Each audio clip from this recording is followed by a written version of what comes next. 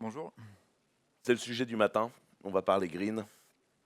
Euh, du coup, je m'appelle Quentin Adam. Pour ceux qui ne me connaissent pas, c'est moi qui ai le pseudo pas pratique sur Twitter, la WAXZCE. Mais si on a un clavier AZERTY, c'est pratique. Et je vous présente Pierre. Enchanté, Pierre Bessac.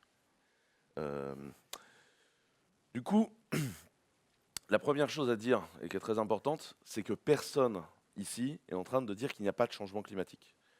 On pense qu'on a un gros problème. Euh, Même dans cette salle, j'aurais tendance à qualifier qu'on est face à un segfault climatique qui est lié essentiellement à l'impact de l'humanité sur son milieu de vie. Et donc, c'est un gros problème. Si on qualifie les problèmes les uns après les autres, le premier problème dont on va vous parler, c'est la modification chimique de notre atmosphère. Tu peux définir le sujet plus précisément pour les auditeurs? Non, pas plus que ça. C'est pas ma grande spécialité la chimie, j'ai toujours été nul, mais oui, en gros, c'est l'accumulation notamment de CO2, mais aussi de gaz équivalents qui, dans l'atmosphère, qui ne vont pas disparaître du jour au lendemain. Donc, ce qui fait que même si on réduit notre émission aujourd'hui, l'impact va rester, enfin, l'effet de serre va se poursuivre. Il ne suffit pas de réduire nos émissions parce que le CO2 et les gaz équivalents vont rester dans l'atmosphère pendant des milliers, voire dizaines de milliers d'années. En clair, on avait du carbone qui était bien sagement stocké dans le sol, relativement profondément. On l'a pris et on l'a collé dans l'atmosphère. On a modifié la composition chimique. Ça colle un certain bordel dans la gestion de la température. La seconde problématique, c'est ce qu'on appelle la disponibilité limitée des matières premières, alors qui peuvent être les matières premières qui, par ailleurs, nous émettent ce problème de carbone. Par exemple, peut-être qu'à un moment, on va manquer de pétrole. Ou peut-être que ça va être de plus en plus cher d'extraire du pétrole, par exemple, parce que ça va être du pétrole de moins en moins pratique à extraire. Donc voilà, c'est un deuxième problème qu'on a. Et le troisième problème, c'est la pollution environnementale localisée. Euh, Globalement, si vous faites une mine à ciel ouvert, l'endroit où vous faites la mine à ciel ouvert devient moins bucolique. Euh, et comme en général, quand vous minez, vous utilisez un certain nombre de produits plus ou moins dégueux, la surface sur laquelle ça fait ça, c'est moins bien. Et ça, c'est valable que ce soit pour les minéraux ou pour le charbon. Je ne sais pas si vous avez déjà vu les machines à choper du charbon de nos amis écolos allemands. Ça rend les landers moins bucoliques. Qui Pardon. viennent vers moi. D'accord. Ouais. Et après, la grande question qu'on doit poser face à ça, c'est quelles sont les urgences que l'on se tape. Je pense qu'on peut le dire comme ça. Entre autres, une des questions sera est-ce qu'on peut sacrifier des endroits en les rendant moins bucoliques pour supprimer des problèmes de chimie, par exemple? Est-ce acceptable, n'est-ce pas acceptable?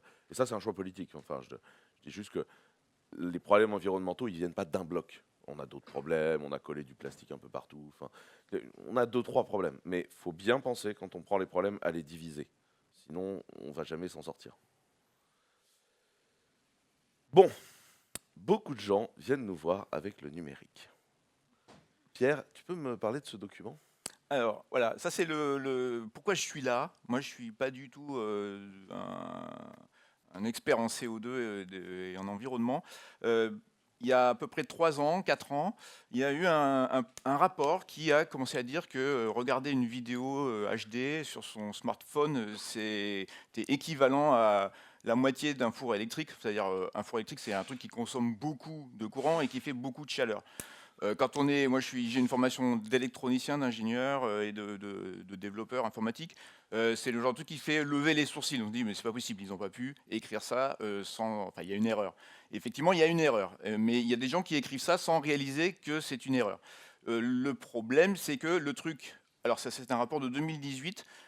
Qui est encore repris, qui n'a pas été amendé sur le site d'origine et qui a eu donné lieu à 4000 debunks, mais qui circule encore, et je l'ai vu encore cité il y a un mois par France Inter ou une radio française, je ne sais plus laquelle, ce qui fait que en fait, la mauvaise information subsiste malgré les corrections qu'on peut faire. Donc on a un problème avec ça, et c'est pour ça que je me suis lancé avec d'autres, avec Quentin notamment, dans l'idée de remettre un peu les pendules à l'heure, de remettre les ordres de grandeur et d'éviter que des chiffres comme ça aberrants soit pris pour argent comptant. Au sens où on a un système médiatique aujourd'hui où plus un chiffre est énorme et plus il est diffusé et plus on y croit en fait. On est à l'envers Pour du ceux bon qui ne sens. le savent pas, Pierre est également l'un des porte-parole du parti pirate. Donc parfois, il gueule contre le système médiatique. Oui. Quand j'ai critiqué le système médiatique, pas Oui. du tout. Un des points qui est important, là on parle du rapport du shift. Donc il y a des choses dans la méthodologie, on en parlera après, qui ne nous plaisent pas, mais par ailleurs, ce sont des rapports faits en général par des gens qui ont une connaissance technique faible et qui par exemple vont confondre byte et bit. Bon, bah dans ce rapport-là du chiffre, par exemple, il y a un moment où il y a des bytes qui se transforment en bits et vice-versa, et ils ont fait x4 sur leurs estimations. Voilà. C'est un petit problème, c'est qu'aujourd'hui, les gens qui se saisissent de ce sujet-là sont pas nécessairement des gens qui comprennent comment marche un ordinateur. Et là, c'est un autre livre de gens qui nous ont proposé de changer de métier. C'était très Oui, agréable parce d'ailleurs. que du coup, on est dans le numérique qui est présenté comme truc absolument abominable pour la planète. Et il commence à y avoir des livres d'environnementalistes qui nous disent bah, les informaticiens et les gens qui font de la tech en général, hein, donc voitures, etc., vous devriez avoir honte un peu en fait. Vous devriez changer de métier et puis vous consacrer à la planète. Et donc voilà, nous on est là pour dire ne changeons pas de métier. Au contraire, on peut faire des bonnes choses pour la planète, même dans nos métiers tech. Et après, on finit avec ça. Donc ça, c'est les équivalents CO2 des emails, qui est un sport favori des gens comme Total, des gens qui polluent pas le reste du temps, hein, n'est-ce pas? Des gens qui ont un rapport au carbone sain le reste du temps, et qui te font la leçon sur tes mails, avec un chiffrage de CO2 que moi j'ai toujours trouvé très pertinent. C'est-à-dire comment on est arrivé aux 19 grammes de CO2. Et là, c'est la question qu'on va poser et qu'on va débunker. La question est comment on en arrive à ces chiffres-là, pourquoi? Avant, j'aimerais juste qu'on mette une chose au clair. Qui se souvient de la défragmentation sous Windows 98? Voilà. Donc, quand vous utilisez une grosse base de données, genre Hadoop, il y a une phase qu'on appelle la compression. D'accord? Quand on supprime de la data, vous savez qu'en fait, on ne va pas réellement bouger les 4 Tera de data qu'il y a derrière la data que vous supprimez. Hein. On met des tombstones, c'est-à-dire qu'on met dans le disque dur, on dit cette data-là n'est plus là. Bisous, passe une bonne journée. Et en fait, est-ce que vous libérez de la place sur le disque dur, du coup, quand on fait ça? Non. Parce qu'en fait, déplacer les 4 Tera de data, en général, te fout le putain de cluster en vrac.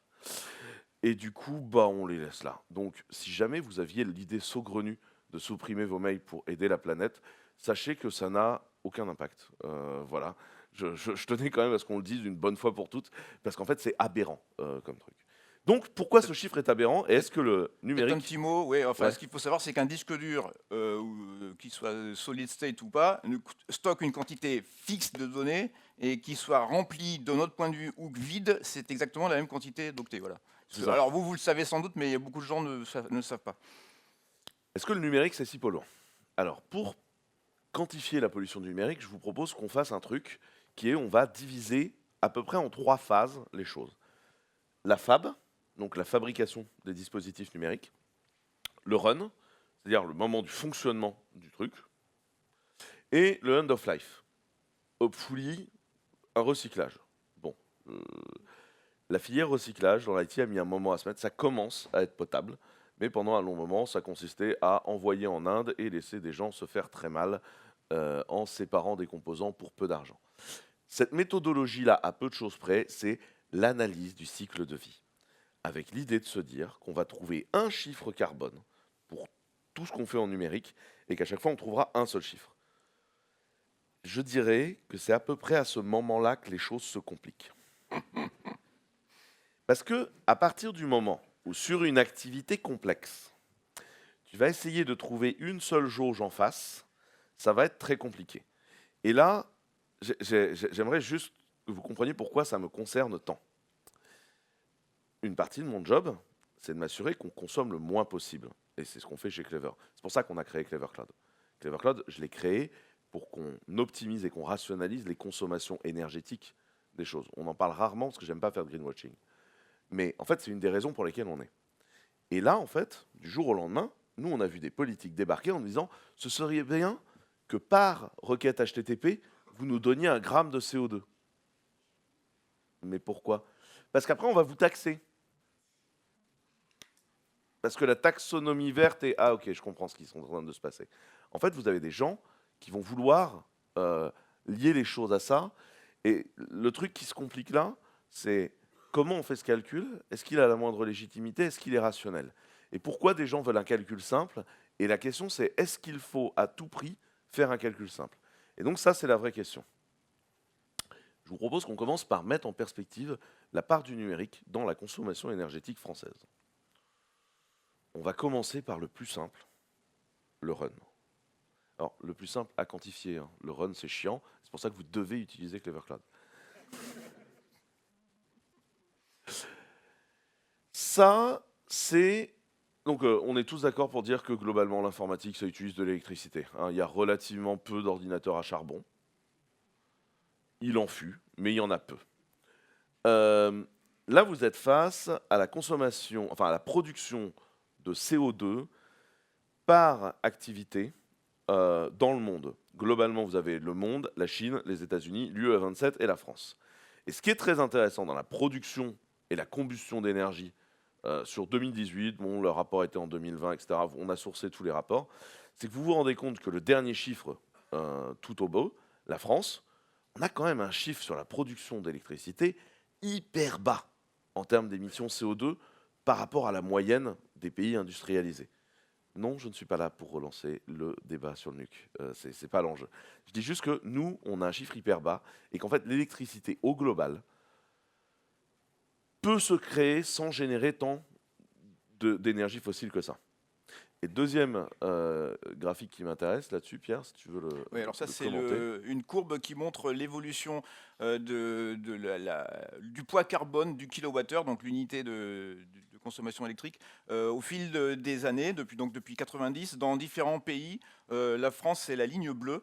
Et on voit qu'en fait, on n'est pas les meilleurs, mais on est un des 3 ou 4 pays du monde qui a l'électricité la moins carbonée. Les Allemands, qui sont présentés classiquement comme le pays hyper vertueux parce qu'ils mettent des éoliennes partout et du solaire, en fait, ont une baisse de leur CO2 électrique régulière, mais ils sont encore largement au-dessus de nous. Ce qui veut dire d'ailleurs, comme je le disais tout à l'heure, tout le CO2 qu'on émet, il est accumulé pour des années. Donc en fait, tout CO2 économisé, ça se capitalise dans un sens ou dans l'autre au fil du temps. En fait, les Allemands prennent un retard énorme en CO2 électrique par rapport à nous, même si, enfin, ils vont nous rattraper à partir aux alentours de 2030-35 à peu près, mais ils sont encore loin derrière nous, ce qui fait qu'on n'a pas franchement à rougir en fait, au point de vue décarbonation de l'électricité. Et plus important, on gagne en permanence. C'est ça qui est le plus important. C'est-à-dire que par térawatt produit, on gagne en permanence sur la quantité de CO2 émise. Ça, c'est un autre calcul qui est hyper intéressant. C'est la quantité de CO2 émise par kilowattheure en France en fonction de l'heure de la journée. Et ouais, parce qu'en fait, le CO2 dans l'électricité, ça ne gêne pas la même chose. Donc là déjà, par rapport au exemple des mails de tout à l'heure, en fonction de l'heure de votre mail, la quantité de CO2 qu'on va produire au run ne sera pas la même. Et ça, c'est l'autre graphique que tu as donné. J'ai pas... C'est le mix électrique en fait. Les deux graphiques sont reliés, c'est-à-dire que EDF et RTE savent exactement la puissance qui est produite puisqu'elle va être payée aux producteurs, aux différents producteurs. Donc ils savent quelle est la nature de telle ou telle puissance produite, donc que ce soit du nucléaire, de l'hydroélectrique, du fossile, etc. Ils donc connaissent à peu près le poids CO2. Donc ils font ce qu'on appelle le mix électrique. Ils évaluent, ils diffusent quasi en temps réel la production du moment.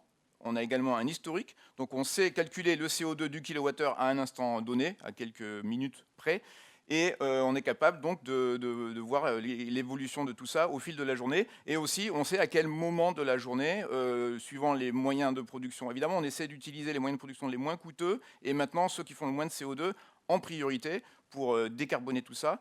Et donc ça veut dire qu'au fil de la journée, quand vous êtes en crête, les pointes d'hiver, typiquement, EDF va allumer toutes ses centrales fossiles, gaz, charbon, etc., pour répondre à la demande, parce que le réseau électrique n'est pas très flexible, c'est-à-dire que si il y a une trop grosse disproportion entre la production et la consommation, tout tombe en fait, donc on veut éviter ça. Donc on est obligé de sortir des capacités fossiles qu'on essaie d'allumer le moins longtemps possible au moment des crêtes d'hiver. Voilà. Et juste pour que ce soit très clair, la pour quantité de CO2 produite par quantité électrique sur l'année, voilà, ça c'est différents pays. Donc en premier, vous avez l'Allemagne, en second, vous avez la France. Bon, en vrai, c'est une catastrophe en Pologne, etc. Le point n'est pas là. Moi, c'est juste que la question que ça pose, c'est que vous voyez bien que la variation CO2 de l'électricité, en fait, elle dépend de où tu la bouffes, à quelle heure de la journée, la saison qu'il est, quels sont les autres besoins de courant sur la grille. Parce qu'en fait, une grille, c'est un sujet compliqué. Là, je vous propose une vidéo d'un mec qui s'appelle Monsieur Bidouille. Monsieur Bidouille fait une chaîne YouTube très bien. Alors, la première chose, c'est que si certaines personnes dans la salle pensent que les moteurs magnétiques, les moteurs à eau ou toute autre flibusterie de ce genre que les Illuminati reptiliens nous cacheraient pour continuer à vendre du pétrole existent, vous avez de très bonnes vidéos pour vous expliquer combien c'est pas possible, rapport aux lois de la thermodynamique. Et la deuxième chose, c'est qu'il a fait un travail extrêmement intéressant autour de la grille électrique pour vous expliquer comment ça marche. Parce qu'en fait, une grille électrique, c'est hyper compliqué. Et c'est hyper compliqué parce qu'il faut être capable de piloter à la fois la production électrique et la consommation parce que c'est un enjeu de temps réel. En fait, dans une grille, vous ne pouvez pas stocker. Donc, il faut que vous aligniez en permanence votre consommation et votre production. Et c'est pour ça qu'un des enjeux, c'est la question du pilotable. Ce qu'on veut dire par pilotable, c'est quoi? Alors, pilotable, ça veut dire que on a des moyens de production qu'on peut allumer ou éteindre à volonté. Une centrale nucléaire, on peut plus ou moins réduire, enfin on peut l'arrêter, mais le plus pilotable en général, c'est le fossile à ce stade. Enfin, c'est des moyens dont on est sûr, quand on en aura besoin, quand on fait les prévisions à l'avance, les prévisions, pardon, tout court, c'est les moyens dont on est sûr, sur lesquels on pourra compter lorsqu'on aura besoin de production. Les moyens non pilotables, ce sont le solaire, puisque on peut avoir la météo, mais on n'a pas beaucoup d'impact sur la météo, et la nuit, etc. C'est l'éolien, c'est donc le vent. Tout ça, on peut prévoir avec la météo, etc., quelle quantité de production on va avoir, mais on ne peut pas la piloter, elle va être fatale, c'est de la production fatale en fait. Voilà. Donc pour équilibrer le réseau électrique qui dépend de notre consommation, essentiellement pour équilibrer ça avec notre consommation, qui elle aussi est en partie prévisible, mais pas totalement, EDF est capable de prévoir des jours à l'avance, voire des semaines, à quelques pourcents près, combien on va consommer tel jour à telle heure. Mais donc si on n'a pas des moyens pilotables pour boucher les trous des énergies non renouvelables, renouvelables, pardon, on est dans la merde. Donc en fait, on a besoin de moyens pilotables. Par contre, pareil, parfois on a besoin de consommer sur le réseau parce que ça arrangerait tout le monde que là on consomme sur le réseau. Et c'est pour ça que la consommation pourrait être pilotable aussi. Un exemple très simple, les Tesla. Les Tesla, elles ont un mode où tu dis, bah, moi je partirai en Tesla demain matin à 8 heures, et la Tesla, elle se charge quand Tesla lui dit de se charger. Et en fait, c'est une discussion entre Tesla et EDF. Et là, EDF dit à Tesla, ce serait bien que les Tesla chargent maintenant, parce que là, j'aimerais qu'on tire sur le courant. Ça existe.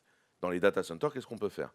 Bah, autant la consommation run des serveurs, on ne peut pas tellement le faire. Par contre, il y a un truc qui stocke, c'est les frigories. C'est-à-dire le fait qu'il fasse froid sur les data centers.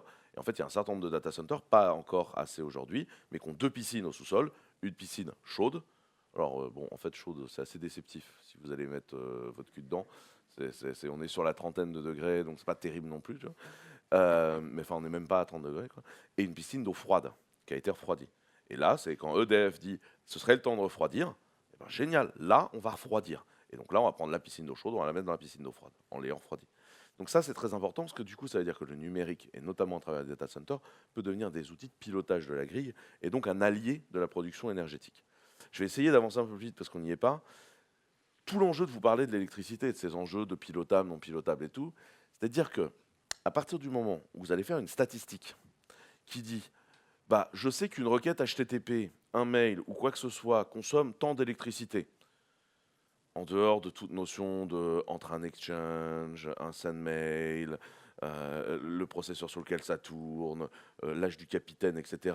Moi, si vous arrivez à me trouver la quantité d'énergie consommée par l'envoi d'un mail sur un serveur, vous me faites signe, parce que je ne vois pas en fait comment le définir. Mais au-delà de ça, même si vous arriviez à savoir combien d'énergie va bouffer le truc, la quantité de CO2 qui sera liée en fonction du pays, de l'heure, de machin, n'aura aucun sens. Donc déjà, c'est un truc qui est très important à voir. Le problème de vouloir faire des calculs très unitaires comme ça, c'est qu'en fait, vous détruisez la capacité du calcul à se faire, parce qu'en fait, c'est pas prédictible. Votre marge d'erreur là, comme on l'a vu rien que sur la production de CO2 par électricité, la marge d'erreur est déjà tellement massive qu'en vrai, donner un chiffre, c'est déjà donner un chiffre qui est tellement faux que c'est ce qu'on appelle une fake news, quoi. Enfin, du coup, c'est extrêmement choquant, en fait, ce chiffre. Donc la première chose, c'est ça. Mais admettons, même si on voulait vous donner des ordres de grandeur, ça, c'est la consommation électrique de l'ensemble des opérateurs téléphoniques de France. Leur consommation électrique versus la consommation de la France, pour tout le réseau. C'est réseau fixe, réseau mobile, data center, et je crois même que ça inclut les bureaux, les choses comme ça. Donc en fait, donc ça n'inclut pas évidemment tout l'IT français, mais on voit que il y a eu le débat 5G sur l'explosion de la consommation électrique, mais on voit que 1% de la consommation, même si la 5G fait flamber la conso, ça ne va pas faire une consommation considérable par rapport à la consommation française, sachant que même le fait que la 5G fasse exploser l'énergie consommée est mise en doute. Voilà, on verra, on va le voir plus loin. La part du numérique dans l'électricité maintenant en France, donc dans l'électricité, on est à peu près sur 12% de l'électricité française. Donc là, on a tout compté, hein. Snapchat, TikTok, les mainframes de la BNP, la charge de vos téléphones portables, votre box dans votre salon, la totale. On a tout pris là, hein. C'est 12% de l'électricité française qui, donc, elle-même représentait 12% de la production de CO2. Donc le numérique total en France, on est sur un gros 1,5-2% de la production de CO2 au run. Voilà, c'est le point. C'est 3% de la consommation d'énergie finale en France sur le run, encore une fois, hein. On n'est pas en train de parler de la fab. Mais en clair, sur le run, c'est pas énorme.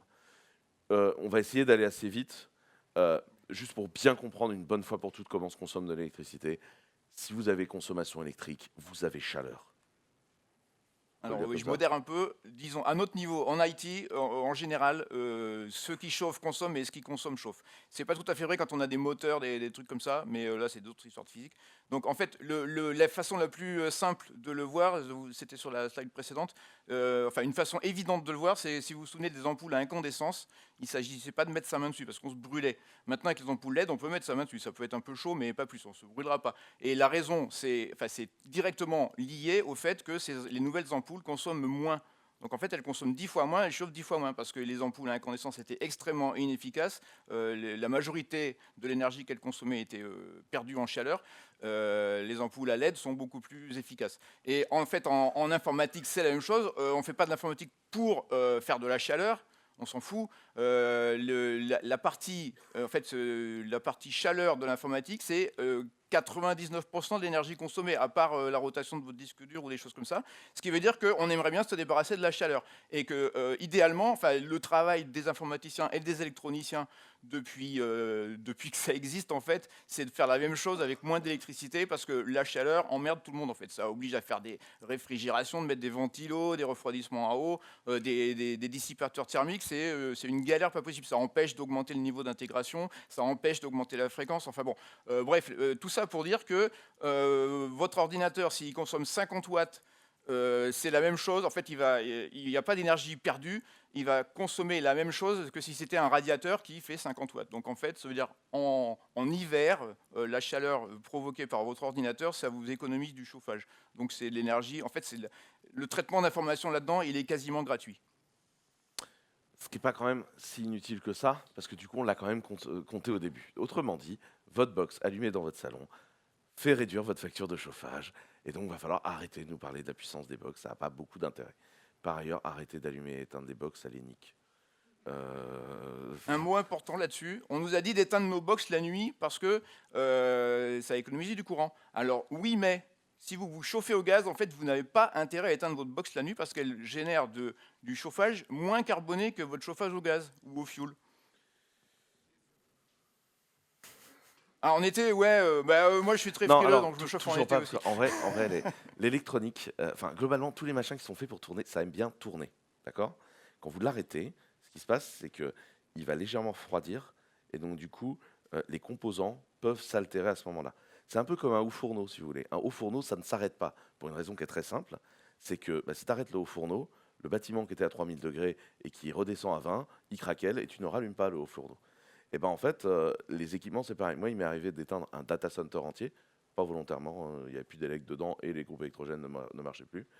quand on a remis l'électricité, on a perdu 30% du matériel réseau. Ça faisait 7 ans qu'il était démarré, il était très bien. Là, on l'a arrêté, il a perdu 10 degrés, 30% du matériel réseau n'est jamais revenu. Donc, faut se méfier avec cette idée d'allumer-éteindre. En vrai, les machins qui sont faits pour tourner, foutez-leur la paix, ils vont tourner, c'est bien. Ça nous évitera de faire de la fab, sujet dont on Je parle rajoute après. une couche en vitesse. Effectivement, vous verrez que si vous avez des coupures de courant chez vous, c'est souvent au moment du retour du courant que votre vieux PC qui est allumé tout le temps tombe en panne, l'alimentation. Parce qu'en fait, vous avez des surintensités lorsque vous remettez du courant, vous avez des condensateurs chimiques qui n'apprécient pas ça, et donc c'est là que vous avez des failles quand vous avez un truc qui est un peu juste au niveau vieillissement, c'est là que ça va tomber en panne. Donc rapidement, les wattmètres, ça s'achète, c'est pas cher. Vous pouvez jouer avec. 15 euros. Ça vous permettra d'avoir une idée de ce qui bouge chez vous. Vous rendre compte que votre bouilloire consomme beaucoup plus d'énergie que votre fameuse box, par exemple. Et très important, effectivement, un ordinateur, ça consomme pas tout le temps la même chose. Là, vous avez un use case où en fait, vous avez des batchs qui se lancent et en fonction, ça va changer le rationnement du CPU. Notamment, aujourd'hui, tous les CPU ont des capacités de faire ce qu'on appelle du idle, c'est-à-dire de down-clocker leur fonctionnement, de se recloquer, ce qu'on passe notre temps à faire chez Clever, hein, de gérer la capacité du CPU à ne pas consommer de l'énergie quand il n'en a pas besoin. Et donc, en fait, la linéarité du data center n'est pas là, en fait.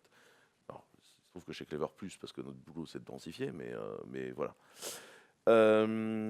Et ça, c'est un autre truc qui est globalement la capacité à faire du calcul par rapport à l'énergie qu'on met dedans est en progressive optimisation. C'est lié au fait qu'on réduit la gravure sur les CPU. En clair, en ce moment, on met de moins en moins de power pour obtenir de plus en plus de calculs, ce qui vous permet d'avoir des programmes de mieux en mieux, de plus en plus rapides.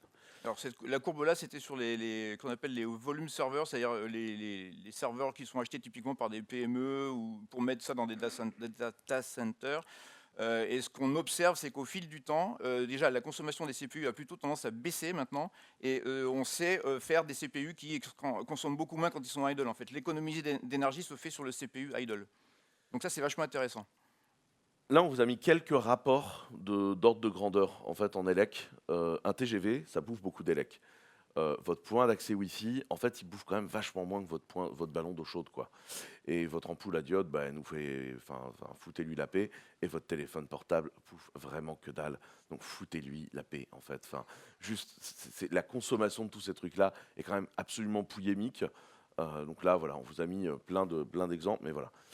Moi, le point dont je voulais vous parler, c'est que ça, c'est la consommation finale énergétique, donc pas seulement l'électrique, de toute la France, selon les gens du ministère de l'Environnement. Je rappelle que le ministère de l'Environnement étant essentiellement des gens qui passent leur temps à hurler. Hein, enfin, voilà.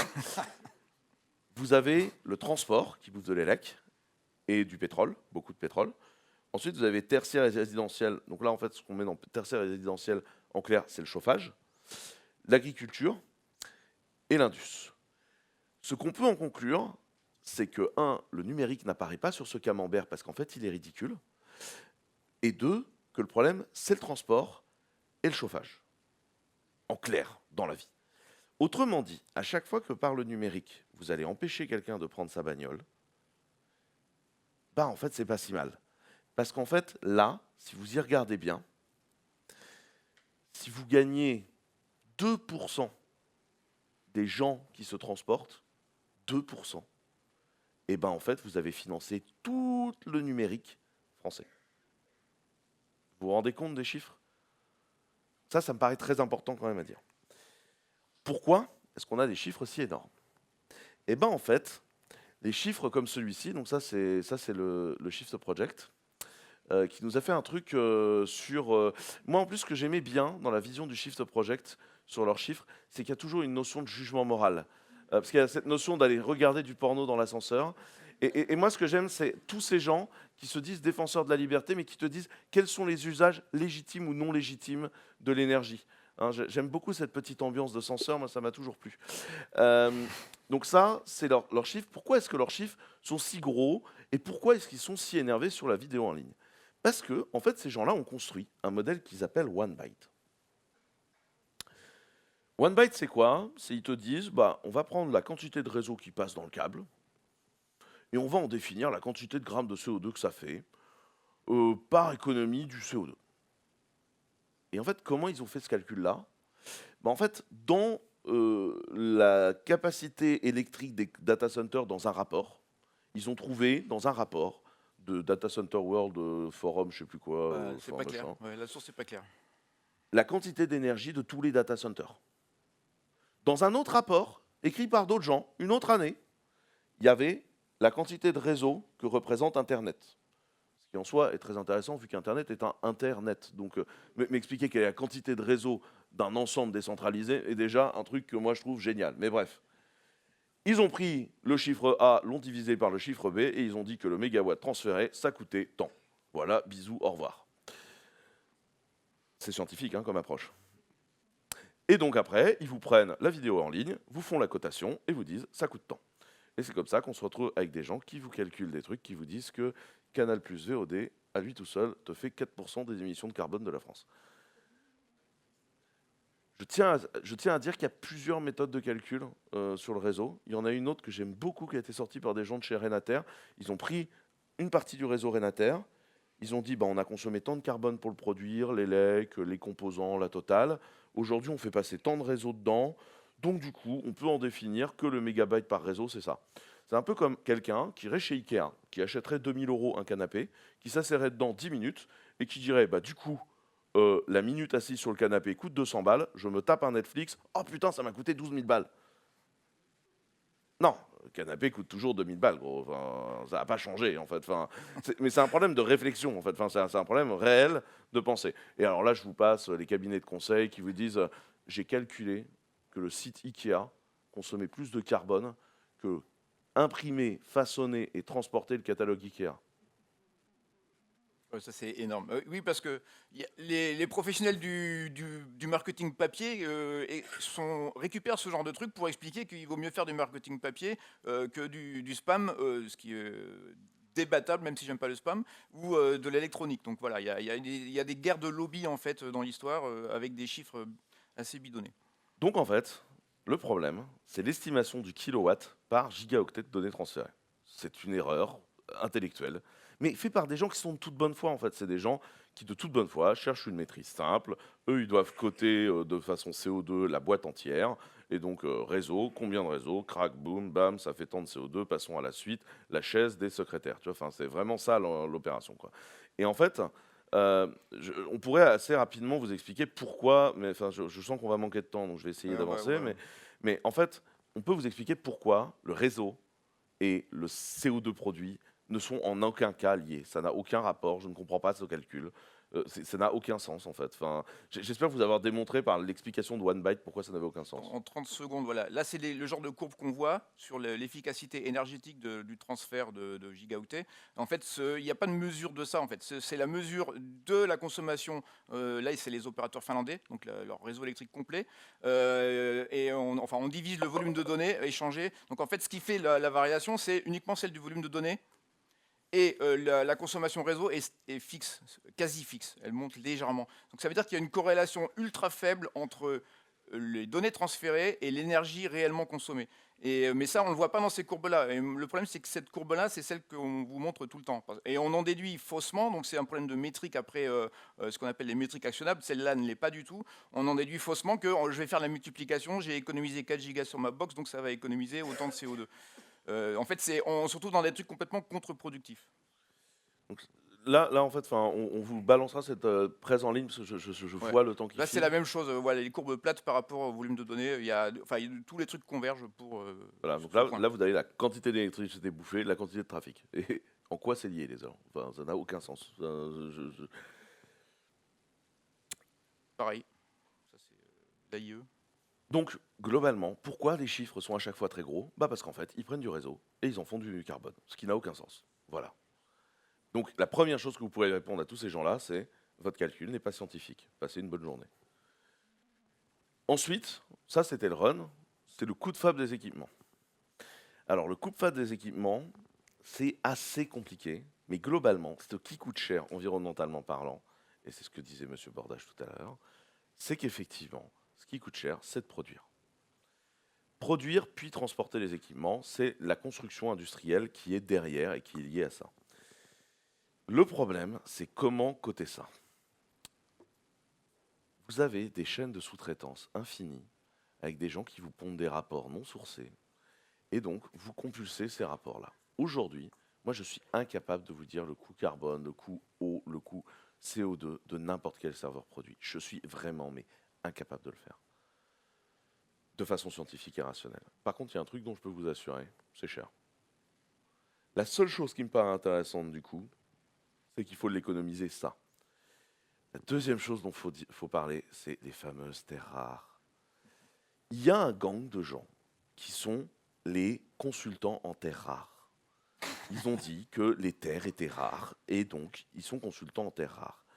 Ces gens-là, il y a quelques années, vous ont expliqué que la bagnole électrique n'allait jamais se produire. Vous savez, la voiture qui est la plus vendue en Europe depuis 3/4 maintenant. Parce que jamais on n'aurait assez de cobalt pour faire des batteries. Vous savez quoi? En fait, c'est simple, on a arrêté de coller du cobalt dans les batteries et en fait, on fait des batteries plus efficaces. Je ne dis pas qu'on n'a aucun problème d'accès à des ressources naturelles. Je dis juste qu'en électronique, les solutions pour contourner les problèmes, il y en a mais des tonnes. Et qu'en fait, quand un truc devient trop cher, ça devient rentable de trouver une autre solution. Donc l'extraction de terres rares comme étant un truc fini, j'y crois, mais pas 2 minutes. Rapport au fait qu'un ordinateur, à la fin, c'est du lithium, du silicium, un peu de plastique et du cuivre. C'est pas... Enfin voilà, c'est pas... On n'est pas sur du tritium, on n'est pas sur des trucs compliqués, quoi. C'est du plastique et du cuivre, quoi. Et du sable. Voilà. La vraie raison à ça, c'est qu'il faut pérenniser les équipements. Pour pérenniser les équipements, arrêtez d'acheter des smartphones de merde qui lâchent la maintenance des OS en 8 mois. Ça, c'est un vrai drame. Est-ce que vous pouvez acheter toujours le dernier iPhone? Oui, faites-le. Et foutez le vôtre dans l'Argus qui sera utilisé par d'autres gens. Le problème n'est pas d'acheter des nouveaux iPhones. Le problème, c'est d'arrêter d'utiliser des terminaux. Si vous voulez un nouvel iPhone et que vous êtes riche, fine, faites-le. Même chose pour un Fairphone. Juste arrêtez d'acheter du matériel de merde qui se déprécie.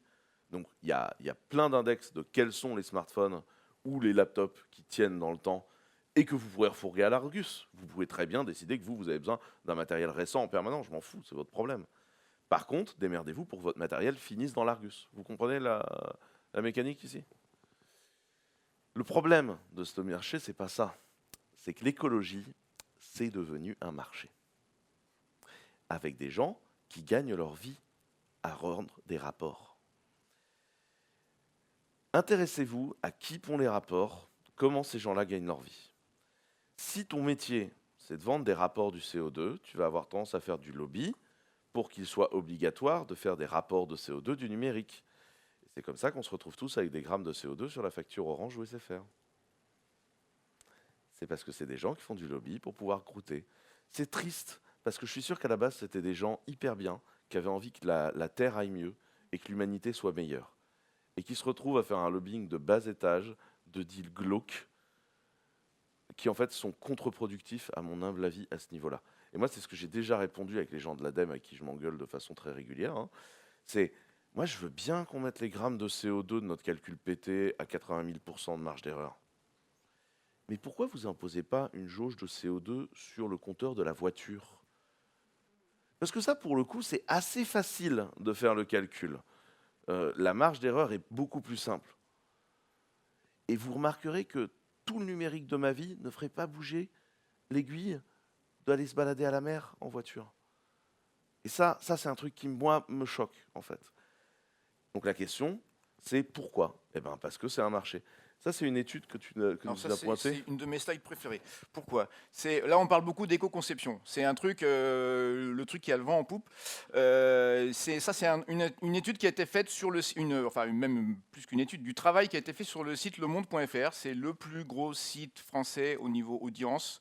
Donc c'est un gros site, c'est l'un des plus gros sites, enfin c'est le plus gros site français en audience. Il y a des sites avec une audience supérieure qui ne sont pas français. Bref, il y a une méthodologie qui est relativement détaillée, c'est-à-dire qu'ils regardent un petit peu le CPU, l'écran, enfin tout ça. Là, l'écran, 12 secondes pour aller voir 2 pages, ils ont minimisé le temps d'écran, hein, mais ça, c'est pas très grave. Ils prennent une hypothèse un peu embêtante, c'est qu'ils calculent l'électricité, le CO2 de l'électricité sur l'électricité US ou moyenne Europe, alors qu'en France, on a une bien meilleure électricité. Mais bref, Tout ça pour dire, ils ont économisé. Donc le truc est super intéressant parce qu'ils ont une méthodologie plus détaillée. Mais à la fin du truc, ils ont économisé, d'après leur dire, ce que récupèrent 70 arbres en un an. Un arbre, ça pompe 25 kg de CO2 par an. Donc en fait, on peut faire le calcul. Au final, on s'aperçoit qu'ils ont économisé, si on calcule ça sur l'électricité US, ils ont économisé 13 000 km en bagnole thermique. Si on calcule ça sur l'électricité française, ils ont économisé 2000 km en bagnole thermique. C'est-à-dire, en bagnole thermique. Ça veut dire qu'ils ont économisé 2000 km de une bagnole en France par an. Donc on voit que le truc est de bonne, c'est bonne intention, mais tout ça pour ça. Enfin là, c'est un peu. Donc l'éco-conception, optimiser les systèmes, c'est très bien, c'est ce que font les informaticiens tout le temps pour réduire le nombre de serveurs, avoir de meilleurs perfs. Mais il ne faut pas s'imaginer que ça va avoir un impact environnemental colossal. Voilà, c'est un peu le message. Là, c'est le déplacement de une personne qui va à Chamonix pour le week-end au ski. Hein. Tout ça pour ça. Tout ce cassage de couilles pour ça. Ça veut dire aussi que l'empreinte carbone du site du monde, c'est, puisqu'ils ont économisé 20%, que ça représente 2000 km, l'impact carbone du site du monde, c'est 5 fois ça, c'est 10 000 km en bagnole. Voilà. Donc, essayez de rusher la fin. Tout ça pour vous rusher. dire que aujourd'hui, en fait, ce matraquage, il est lié en fait à une volonté de greenwashing. Et là, on y est dedans. Enfin, le filtre Instagram pour économiser de la data, putain, on est sur un dossier, quoi. Derrière, c'est un choix politique. À chaque fois que vous allez entendre parler d'écologie, il y a toujours deux choses. Vous avez deux types de gens dans ce pays. Vous avez des gens qui se posent la question de comment on va vivre à 8 milliards sur Terre. Et là, en vrai, on a beaucoup de problèmes à traiter. Et vous avez des gens qui ont légitimement peur de la modernité et qui, en fait, vont s'en prendre au numérique. Pas parce que c'est utile, comme je vous l'ai démontré, mais uniquement parce que c'est la modernité. Les ordinateurs, tout ça, le lien social. Et après, en plus, quand tu commences à démonter leurs arguments, ces gens-là débarquent avec de la sociologie pour vous prouver je ne sais quoi, machin. En fait, ce sont des gens qui sont réactionnaires. J'ai aucun problème contre eux. C'est juste qu'à un moment donné, pourquoi est-ce qu'on s'en prend au numérique toutes les 2 minutes? C'est pour cette raison-là. Et ça, je pense que c'est important de le voir. Donc moi, je pense qu'il faut reprendre le sujet de la conso du numérique en tant qu'ingénieur. Je vais essayer d'aller hyper vite sur la fin. Mais quel est le calcul? Les sources de quantification sont extrêmement difficiles à dire, comme on vous les a dit. Les sources de CO2, c'est des bases de données qui ont une qualité, mais dégueulasse. Et donc, la question que vous devez toujours avoir, c'est si on vous donne une mesure et qu'il n'y a pas de marge d'erreur, ce n'est pas une mesure, ce sont des fléchettes. C'est simple en fait. ISO 9001, premier chapitre. Vous sortez une pièce, vous mesurez sa qualité, marge d'erreur, pas de mesure. D'accord? Ça, c'est la première chose en tant qu'ingénieur. La deuxième chose, quand vous faites un calcul, et moi je vois des gens, mais plein de bonnes intentions, adorables, qui te sortent un calcul à la requête HTTP près, en demandant, en disant, bah voilà, ça a pris 14 cycles CPU. Pendant ce temps-là, le CPU, j'ai demandé au système, il a consommé tant d'électricité, et donc du coup, je sais combien a coûté la requête. Alors, la nouvelle, c'est qu'en fait, dans les machines, vous n'avez pas d'oscilloscope à 6000 balles. Du coup, la cotation de quantité d'électricité que vous consommez, elle n'est pas du tout à la fréquence de la requête HTTP. C'est un petit peu comme si pour régler votre thermostat, vous preniez en fait un point de mesure de température tous les mois et demi. Vous voyez, votre thermostat, ça n'a pas hyper bien réglé. Donc ça n'a pas de sens en fait. Donc deuxième réflexe d'ingénieur, marge d'erreur, fréquence, résolution de votre capteur. Toujours. Est-ce que le capteur dit la vérité? Non, il faut toujours le réétalonner. Quand vous faites de l'électronique, vous recevez toujours la tech sheet du constructeur. Et en fait, vous savez quoi? Ça ne fait jamais ce que ça a prévu. C'est un vrai plaisir, en fonction du cas d'application. Ensuite, vous faites une analyse qui dit que vous avez consommé tant d'électricité dans le data center. Ensuite, vous dites que dans ce data center, vous avez traité tant de requêtes HTTP. Et donc, vous dites qu'une requête HTTP vaut une autre requête HTTP, ce qui est faux à peu près, genre beaucoup. La marge d'erreur là-dessus, elle doit être de l'ordre de, je sais pas, un facteur 700, un facteur 800, un truc comme ça, donc un bon facteur. La marge d'erreur de votre consommation électrique fois la marge d'erreur de ça, vous faites une multiplication de vos marges d'erreur. Et c'est pour ça que vous avez un problème. C'est qu'en fait, à la fin, vous atterrissez à des marges d'erreur, mais qui sont délirantes. Et qui ne sont plus des chiffres, en fait, qui sont des fléchettes. Donc, c'est pour ça que vous devez toujours coller la marge d'erreur quand vous faites un truc, parce que si vous ne collez pas la marge d'erreur, vous ne vous rendez pas compte du moment où votre mesure dérive tellement qu'en fait, vous êtes en train de créer un chiffre contre-productif. La seconde chose à dire avec ça, ça y est, on est sur le... C'est un peu la mort là. C'est- Descartes a inventé un truc qu'on appelle le réductionnisme. Tout problème se divise en petits problèmes. La complexité, c'est quoi? C'est le moment où vous dites, bah, en fait, le tout a plus de valeur que la somme des problèmes. Je vous donne des exemples simples. En machine learning, on l'a fait parce que la computer vision, on ne sait pas la faire en fait. On ne sait pas diviser en petits problèmes le computer vision. On ne sait que le prendre dans l'absolu, dans un système borné, complexe. En médecine, ça s'appelle la biologie des systèmes, qui dit qu'en fait, un humain, ce n'est pas juste un cœur, plus un foie, plus des poumons. C'est un peu plus compliqué que ça. Donc ça, c'est un truc, vous pouvez lire Edgar Morin versus Descartes, c'est un problème. La comptabilité du carbone fait avec juste des additions et des soustractions, moi, j'y crois pas. Et c'est ça, en fait, qui fait qu'il faut qu'on cherche les bons critères. Donc la question, c'est qu'est-ce qu'on fait de là? Il faut combattre l'obsolescence des machines. Combattre l'obsolescence de vos serveurs, combattre l'obsolescence des terminaux, c'est le point le plus important qu'on ait à faire.